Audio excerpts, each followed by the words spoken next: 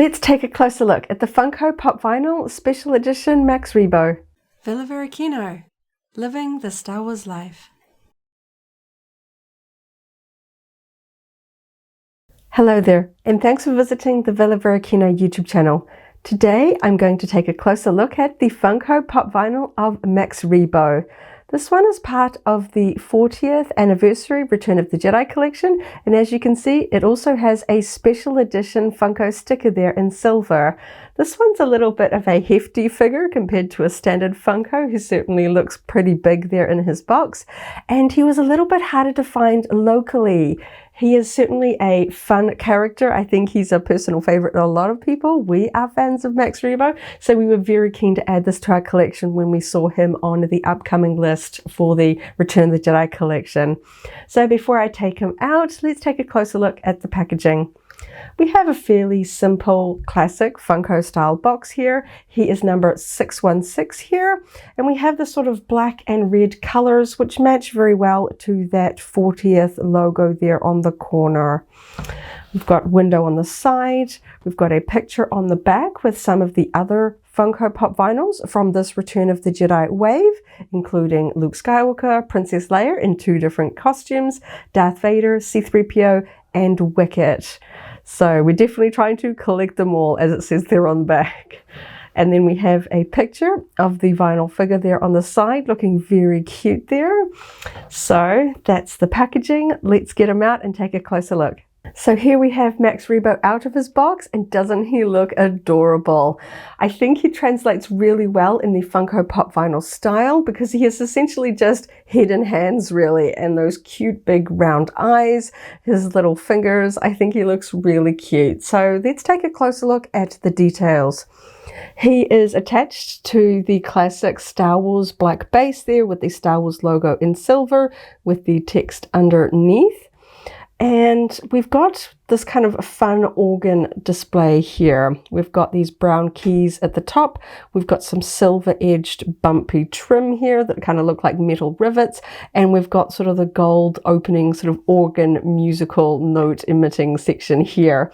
So when we look really closely, we can see that he is pressing down on a key, and that is opening up this gold little section here, which I really like that attention to detail. I think that's quite cute.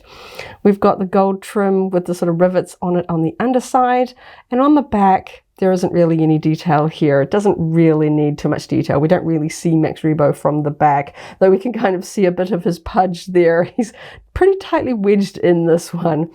We can see he has a little bank here of control knobs.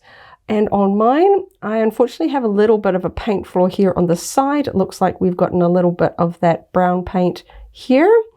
Displayed on the side, I probably won't see that on the shelf, so that's not too bad. I know on the top I've got a little bit of green here. I'm not really quite sure where that green has come from. He doesn't have green on him. And on his ear, there is a tiny black transfer of paint here as well, which is a little bit of a shame, but overall I'm probably not going to notice those quite as much. Not as much as sometimes you end up with a really obvious paint flaw right on the face, and it's quite distracting.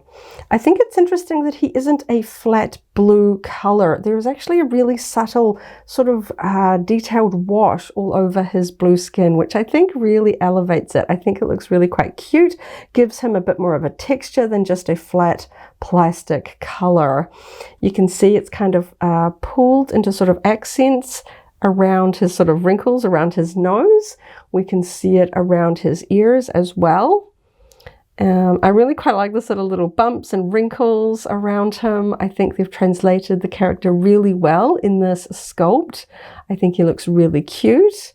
So that's about it. His finger details are painted in almost the same color as his keyboard keys here, and they look reasonably tidily painted there as well. Overall, I think he is pretty cool. I really am glad that even though he is a bit bigger and heftier than the standard Funkos, you can see he looks a little oversized compared to the standard Funko base. I am glad that he still fits inside the smaller boxes because I really like to have them all neatly fitting. The bigger boxes don't really arrange on my shelf quite as much. They take up a lot of space. I like the fact that he fits in the standard Funko box. So there we have it. That is Max Rebo from the 40th anniversary collection for Return of the Jedi. I do hope perhaps we will see some of the other band members and have a little cluster there for a whole Jabba's Palace scene. I think that that would be really fun. But of course, Max Rebo, he's kind of the headliner. It's the Max Rebo band. Of course, he's going to be the first one to come out and the most popular. So I think he looks so cute as a bobblehead. I think he is a must-have if you are a fan of Return of the Jedi or, you know, just the quirky Star Wars aliens. He was a must-have for us, and I think he is adorable. A few tiny paint flaws, but honestly, when he is going to be on display, I will probably not even notice them. So all in all, I'm very happy with him. I think he looks so very cute. Thank you so much for watching my unboxing and mini review of the Funko Pop Vinyl Max Rebo. Check out our other videos for more Star Wars unboxings. Catch you in the next video, and as always, may the Force be with you. If you enjoyed this video, go ahead and give it a like, check out our other videos, and subscribe for alerts about new uploads. Thanks for watching, and may the Force be with you.